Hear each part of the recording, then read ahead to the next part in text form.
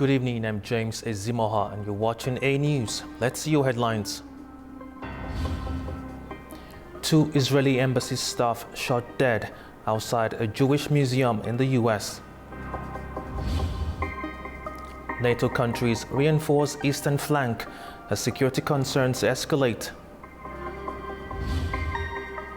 Turkey, Iraq and Syria to form a joint mechanism for PKK disarmament.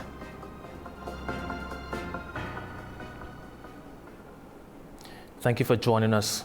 A shooting outside a Jewish cultural event in Washington has left 2 Israeli diplomats dead, prompting swift international condemnation. The attack has sparked renewed commitments from both Israeli and US leaders to confront anti-Semitism and strengthen diplomatic security. 2 staff members from the Israeli embassy, Sarah Milgram and Yaron Lishinsky, a young couple soon to be engaged, were fatally shot by a lone gunman as they were leaving an event at the Capitol Jewish Museum in Washington, D.C. on Wednesday night. Authorities have confirmed that a suspect is now in custody. The shooting occurred in downtown D.C., just over a mile from the White House. Police quickly sealed off the area surrounding the museum as part of the investigation. Washington Metropolitan Police Chief Pamela Smith said the suspect, identified preliminarily as 30-year-old Elias Rodriguez, reportedly chanted "Free Palestine" while in custody. We believe the shooting was committed by a single suspect who is now in custody. Prior to the shooting, the suspect was observed pacing back and forth outside of the museum. He approached a group of 4 people, produced a handgun, and opened fire, striking both of our decedents. After the shooting, the suspect then entered the museum and was detained by event security. Once in handcuffs, the suspect identified where he discarded the weapon, and that weapon has been recovered, and he implied that he committed the offense. Israel's ambassador to the US, Yechiel Leiter, said that the male victim had recently purchased an engagement ring and planned to propose the following week. The diplomat also said that US President Donald Trump personally called him after the attack. On the way in, Ms. Bondi was kind enough to hand me the phone.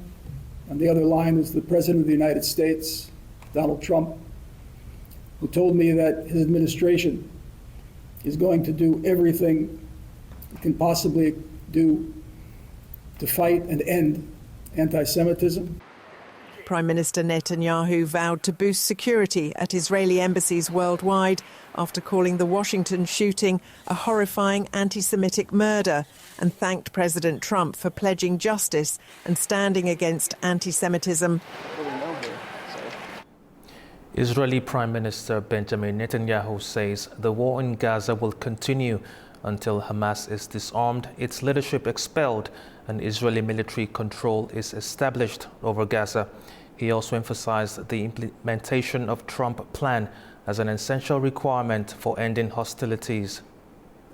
Israeli Prime Minister Benjamin Netanyahu laid out his conditions to end the war. In an hour-long press conference in Jerusalem, he said the war in Gaza will continue until Hamas is disarmed and the Palestinian enclave is under Israeli military control.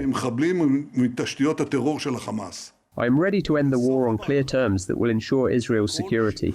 All the hostages return home, Hamas lays down its arms, steps down from power, its leadership is expelled from the Strip, meaning whoever remains of it, Gaza is completely disarmed and we implement the Trump plan. A plan that is so correct and so revolutionary. He said that he would only agree to a temporary truce to release the remaining hostages. We have a very organized plan. We eliminated tens of thousands of terrorists, murderers. Our forces are capturing more and more territories to clear them of terrorists and Hamas's terror infrastructure. And at the end of this process, all of Gaza will be under Israeli security control and Hamas will be completely defeated. But it won't take a year and a half, I promise you, it won't. We are determined to complete the defeat of Hamas, release all our hostages, and bring a different future to Gaza. Otherwise, we will get it again and again and again. He also added that 20 of the 58 hostages held in Gaza since the 7th of October 2023 are known to be alive, and Israel would employ military and political pressure together to bring them back. Meanwhile, Netanyahu has criticized the United Kingdom for its condemnation of Israel's handling of the war, the suspension of trade talks, and said that any intention to recognize a Palestinian state would be deemed a prize to terrorism. As the conflict continues, humanitarian conditions in Gaza continue to deteriorate. Despite Israel allowing 100 aid trucks into the region on Wednesday, distribution challenges have left much of the population without essential supplies. After weeks of mounting desperation in Gaza, a limited delivery of humanitarian aid has finally crossed the border. But for many Palestinians, the wait for critical supplies continues. After an 11-week blockade, aid trucks carrying flour, baby food and medical supplies began arriving in Gaza this week. On Wednesday night, residents in Khan Yunis were seen unloading sacks of flour from one of the first trucks meant to supply local bakeries. Despite Israel only allowing 100 trucks to enter on Wednesday, United Nations officials say the aid hasn't yet reached the people who need it most. Markets remain bare, soup kitchens are shuttered, and bakeries are still waiting for promised supplies. The Israeli military says a total of 98 trucks entered on Monday and Tuesday, but the impact of the blockade continues to weigh heavily on Gazans, who are locked in an ever-deepening humanitarian crisis. Israeli Prime Minister Benjamin Netanyahu said his government is open to a temporary ceasefire, but only for the return of hostages. He vowed military operations will continue until Israel gains full control of Gaza. For now, aid workers say the limited deliveries are not enough and say that with every passing day, the need grows. Aid groups say they're ready to distribute supplies, but that safe access remains a major obstacle. Until that changes, millions in Gaza remain in a desperate situation. The U.S. House of Representatives has narrowly passed a major Trump-backed tax and spending bill. The bill would fulfill many of Trump's campaign pledges while adding an estimated $3.8 trillion to the national debt over the next decade. The package includes tax breaks on tips and car loans and boosts military and border spending. It now heads to the GOP-controlled Senate before reaching Trump's desk.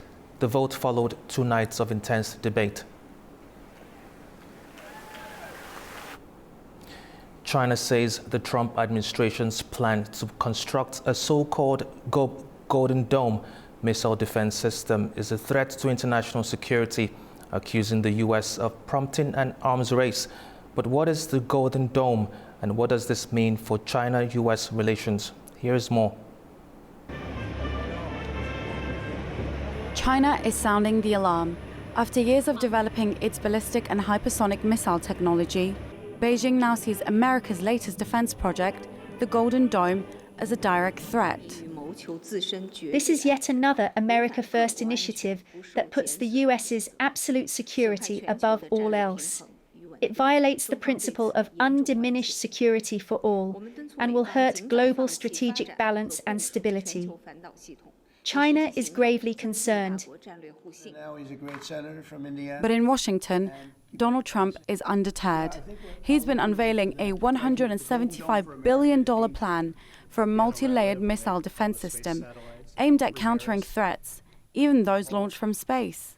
I promised the American people that I would build a cutting-edge missile defense shield to protect our homeland from the threat of foreign missile attack. And that's what we're doing.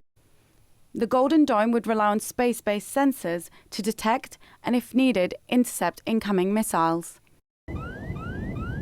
The concept draws comparison to Israel's Iron Dome, also a US-funded defense system that identifies and intercepts rocket attacks. But Trump's version is more ambitious. For the US president, it's not just about protection. It's about completing a decades-old vision. He's reviving Ronald Reagan's 1980s dream of a space-based shield and giving it a $175 billion budget and a 3-year deadline. Ronald Reagan wanted it many years ago, but they didn't have the technology. But it's something we're going to have. We're going to have it at the highest level. As Washington builds up its shield and Beijing raises its voice, the question remains, will defense lead to deterrence or provoke a new era of escalation?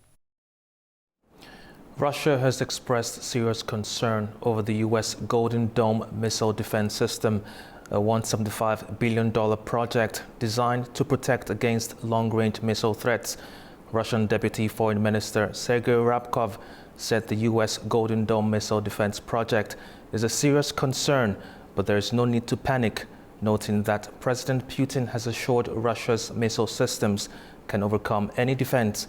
He highlighted the advanced technology, urged stronger Russian security, and warned space-based interceptors threaten global stability.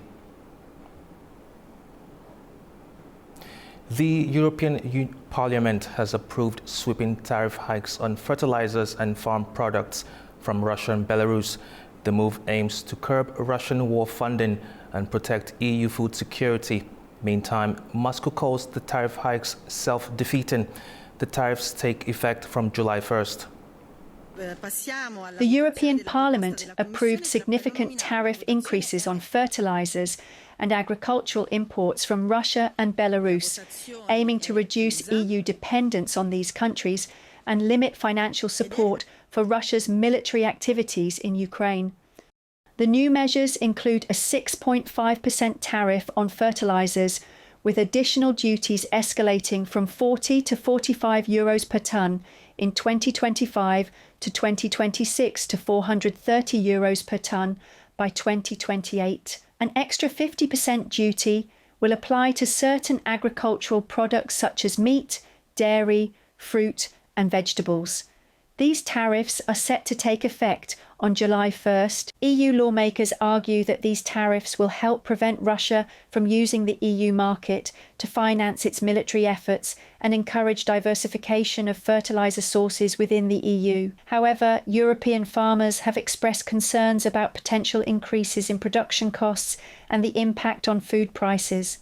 We need to stop financing Russia's war in Ukraine. War is right next to our external borders. Stopping it, it's needed for our safety. Thank you. The present level of imports from the Russian Federation, competing unfairly in the EU market due to gas price differences, is undermining the EU industry. At the same time, it is essential to ensure that the Union farmers have predictable, sufficient and affordable access to nitrogen-based fertilizers, as this is indispensable to the stabilization of the EU agricultural markets. The decision has sparked criticism from the Kremlin, with spokesperson Dmitry Peskov stating that the EU will face higher costs and lower quality fertilizers as a result. Peskov emphasized that Russian fertilizers are of high quality and that global demand remains strong, suggesting that other markets will compensate for the EU's reduced imports. The decision has sparked criticism from the Kremlin, with spokesperson Dmitry Peskov stating that the EU will face higher costs and lower quality fertilizers as a result. He said that the exporting production to other markets will offset the losses. The legislation still requires formal approval from EU member states, which have indicated support for the measures. The European Commission has committed to monitoring the impact on the internal market and taking action to mitigate any negative effects on the EU agriculture sector. Technical level peace talks involving Russia and Ukraine could happen as early as next week at the Vatican. That's according to Finnish President Alexander Stubb. In an interview with Finnish media, Stubb said the discussion would likely include representatives from the US and Europe. He highlighted the EU's growing role in the peace process, saying this is what we've hoped for from the beginning. Earlier this week, US President Donald Trump spoke with European leaders, sharing details of his recent conversation with Russian President Vladimir Putin. For more on the latest statement by Mr. Stubb, suggesting that Russia-Ukraine peace talks might take place in the Vatican. We're joined by Alik Kasman, Director of Protect Ukraine Now. Thank you for joining us. Thank you for having me. With this recent statement about the next round of peace talks possibly taking place in the Vatican, does it appear that Putin is trying to buy time or delay a proper ceasefire to gain further military advantage? Yes, I absolutely agree with that statement. Putin is trying to buy himself time, or at least play this game with one spectator as a show, specifically for Mr. Trump. But I think this is going to end soon because Trump begins to verbalize this, that Putin is not interested in ending the war. And he is going to eventually walk out of the idea of negotiations. I again don't believe that any peace talks next week or in 3 weeks or next year are going to be fruitful until there's a change on the ground. Ukraine has to be in the position to defend itself. As long as Russia is able to push forward, there will be no negotiations. The aggressor has to be first stopped, and then there'll be an opportunity to discuss what's next. What distinguishes the Vatican as a venue for peace negotiations compared to places like Turkey, for example? And how might this influence the process itself? Or is there no real advantage at play in this choice of location? This is hard to say at this time. The only thought that comes to mind is their attention that population in other countries like Europe, European countries or United States can pay to these negotiations if they are hosted by Vatican. There's that possibility. Otherwise, I don't think it matters much. And again, all talks are going to be all talks are not going to be fruitful until there's a change on the ground. Thank you very much for your time. Thank you. Germany is stepping up its commitment to European security. During a high-profile visit to Lithuania, Chancellor Friedrich Merz marked the deployment of a German brigade to the Baltics, vowing to defend every inch of NATO territory amid rising tensions with Russia. Germany is reinforcing its role in NATO with the permanent deployment of a brigade in Lithuania. Chancellor Friedrich Merz and Defence Minister Boris Pistorius arrived in Vilnius for a ceremony marking the start of the mission.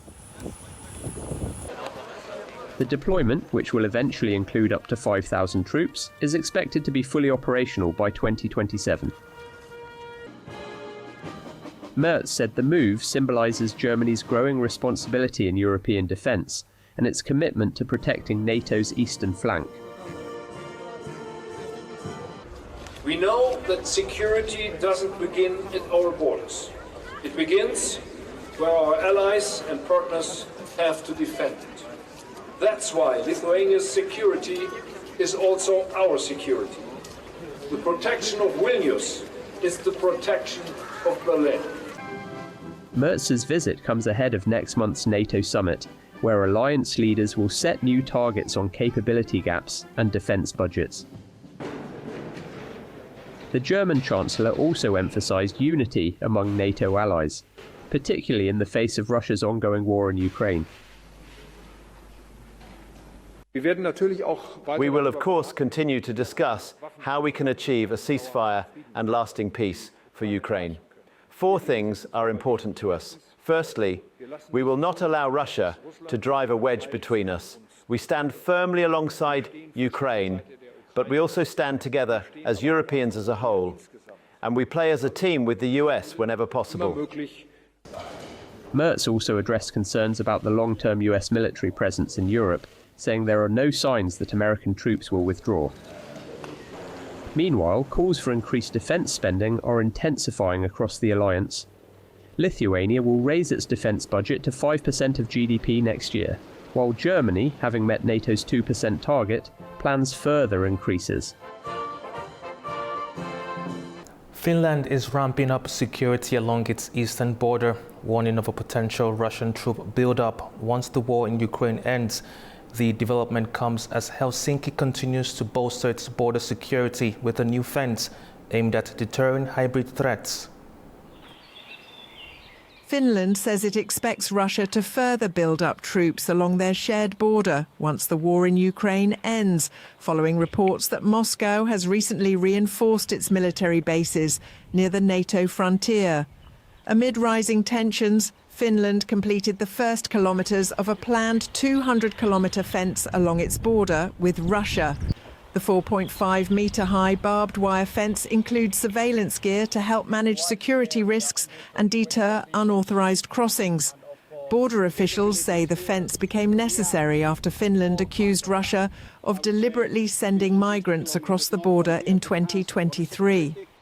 This fence, based on the experiences by ourselves and other EU colleague states, we have understood that this is the best solution at the moment, and it is necessary to control the large masses of people if they are trying to, for example, violently enter Finland illegally. It's a huge project nationally. If you think about the whole eastern border, we have the longest border of all the EU states with Russia, 1,340 kilometers.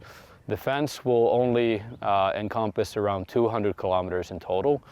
However, 140 kilometers will be in southeast Finland. So the majority will be here, where in previous years there have been also more border incidents as well. So it's a higher risk area for us.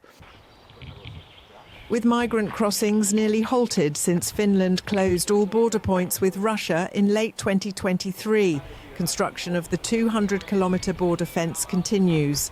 The project began after a spike in migration, which Helsinki believes Moscow deliberately orchestrated. In 2023, around 1,300 asylum seekers from countries like Syria and Somalia crossed into Finland through the Russian border, prompting the closure. Russia has denied involvement, while the European Court of Human Rights has asked Finland to justify the indefinite border shutdown. On the fourth day of protests, French taxi drivers are blocking roads near Paris airports.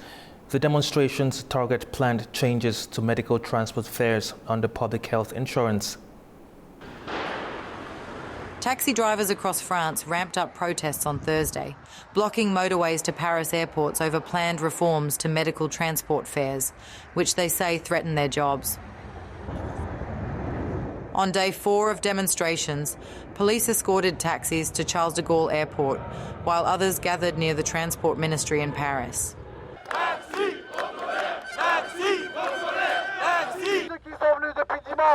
Drivers voiced anger over the changes and the rise of ride-hailing apps. We came to besiege this place, and now it's ours, and we are staying here.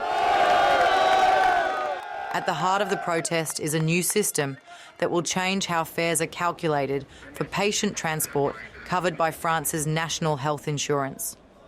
The reform, set for October 1st, introduces a €13 base fare plus distance charges, but scraps pay for waiting time during hospital visits, a key part of taxi services. They no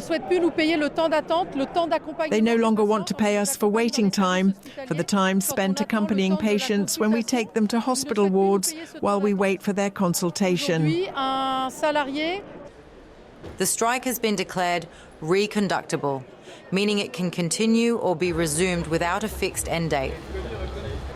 Further demonstrations are expected in other regions, particularly in the south of France. France's prisons crisis is deepening as prisons become overcrowded, housing tens of thousands more inmates than available cells. Authorities are now exploring extreme and controversial solutions, such as building high-security prisons in remote jungles and renting jail spaces abroad. France's prison system is bursting at the seams. Data from December 2024 shows nearly 83,000 people incarcerated in facilities built for just over 62,000. According to the Council of Europe, France ranks third in Europe for prison overcrowding, behind only Cyprus and Romania. The severity of the crisis has led the government to explore extraordinary and radical solutions. President Emmanuel Macron suggested leasing prison space abroad. It is a strategy already tested by countries like Belgium and Denmark, which have housed inmates in the Netherlands. Estonia has also expressed interest in monetising its unused prison capacity. However, this concept faces legal, ethical and logistical challenges, with critics questioning the treatment of inmates held overseas. A recent Justice Ministry report proposed an exceptional one-time reduction of sentences for all inmates. This recommendation has stirred political controversy. Justice Minister Gérald Darmanin rejected the idea, instead pushing for rapid expansion. He promised 5,000 new prison places within 2 years and another 3,000 by 2027. Much of this capacity will come from modular units built off-site to save time and costs. Perhaps the most striking plan is unfolding thousands of kilometres away. In French Guiana, authorities announced plans to build a 500-bed high-security prison deep in the Amazon rainforest. Expected by 2028, the facility will house drug traffickers and offenders linked to the South American narcotics trade, aiming to strike at criminal networks at their source. As public frustration mounts, experts warn that it could encourage crime and harm public safety.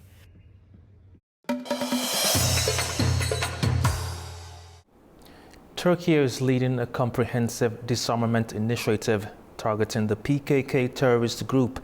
This is in cooperation with both central government of Iraq and the Kurdish regional government. Under the coordination of Turkey's National Intelligence Organization, the process is gaining momentum across Iraq and Syria.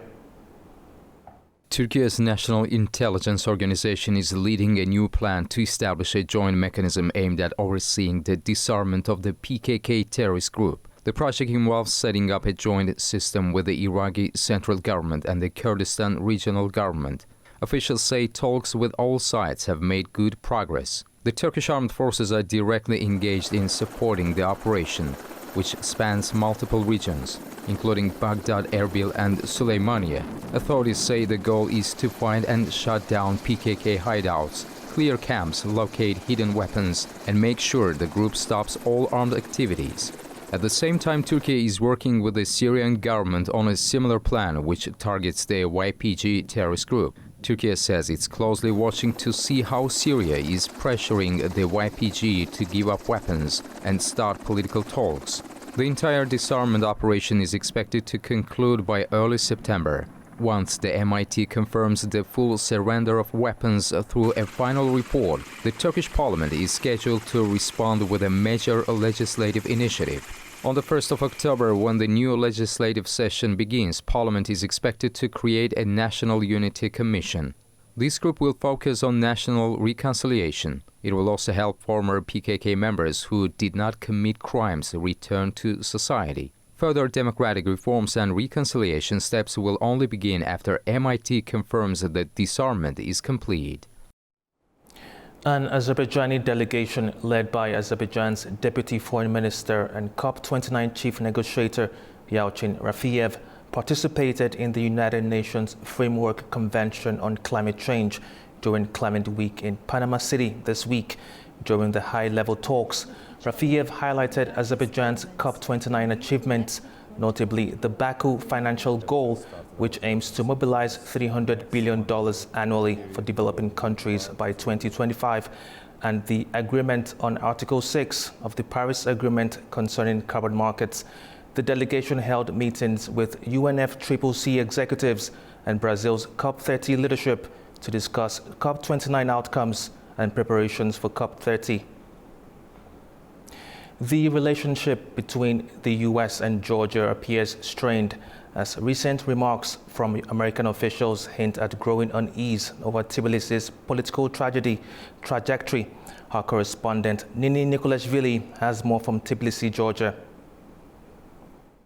Tensions between the U.S. and Georgia are growing as recent comments from American officials raise questions about the future of their relationship. At a congressional hearing this week, U.S. Secretary of State Marco Rubio suggested that administration is reviewing its approach to Georgia in light of concerns about country's political trajectory. His remarks followed the criticism from Congressman Joe Wilson, who called on the U.S. to impose consequences on what he described as anti-American stance of Georgia's ruling party. While Rubio did not name Georgia directly, he said that the U.S. would consider whether if it was in its national interest to tolerate governments seen as unfriendly of American values. If it's not, he explained the actions would be taken. Georgian Foreign Minister Makab Bachorishvili rejected these accusations, calling them misleading and unreflective of Georgia's current alignment. She emphasized that statements from Rubio were just broad and not specifically aimed at Georgia. While reassurances from Tbilisi, uncertainty remains over how Washington will proceed. The U.S. officials appears to be watching closely to see whether Georgia will continue to align with American values or to begin a diverge.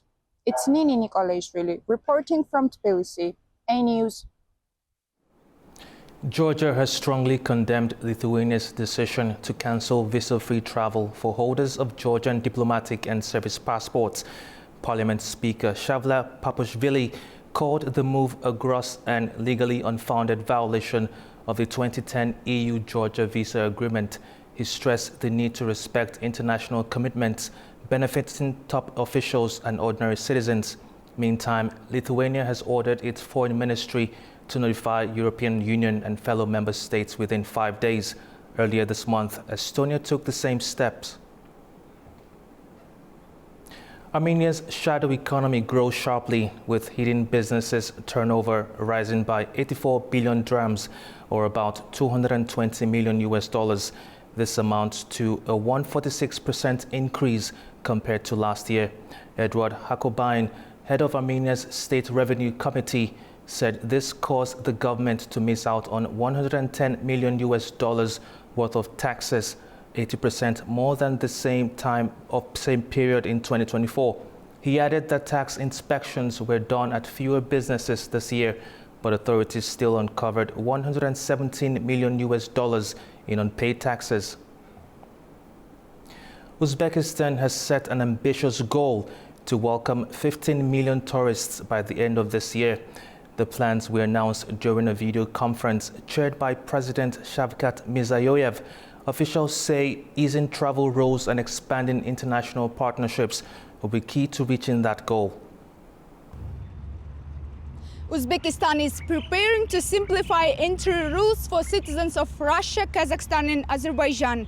Under the new plan, travelers from these countries could soon be allowed to enter Uzbekistan for up to 30 days using only a national ID card. For children, a so-called kinder passport would serve as a valid travel document. Currently, this simplified procedure applies only to citizens of Kyrgyzstan. The agreement between Tashkent and Bishkek came into force in 2023, making Kyrgyzstan the first country whose citizens can enter Uzbekistan using ID cards. The new measures are outlined in a presidential decree signed on May 15th. The document instructs the Minister of Internal Affairs to begin negotiations with Russia, Kazakhstan and Azerbaijan within the next 3 months. The decree also includes a proposal to introduce a visa-free regime for US citizens, allowing them to stay in Uzbekistan for up to 30 days. At the same time, the government plans to hold talks with Washington on easing visa restrictions for Uzbek nationals.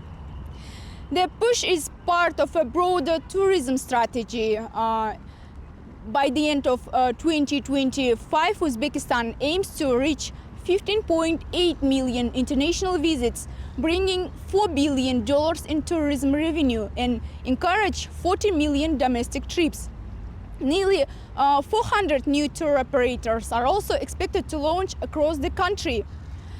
And starting June 1st, travelers from Bahrain, Kuwait and Oman will also be allowed to enter Uzbekistan visa-free for up to 30 days, a step toward closer ties with the Gulf region. Tourism numbers are already rising. In April alone, more than 1 million foreign visitors arrived. And in 2024, Uzbekistan hit a major milestone, over 10 million international tourists in a single year for the first time. Fariza Kalimurzana, AnewZ, in Almaty, Kazakhstan. As the South Caucasus is standing on the verge of significant transformations, AnewZ brings you exclusive interviews from 3 South Caucasus capitals, Baku, Yerevan and Tbilisi. In a region shaped by conflicts, we asked one simple question: what does peace mean to you? Our reporters captured a range of powerful answers, shedding light on how people in the region truly see peace. The report uncovers a wide range of views and hopes from people shaping the path towards peace in the South Caucasus. Stay tuned to AnewZ for this exclusive report, which is set to be aired very soon.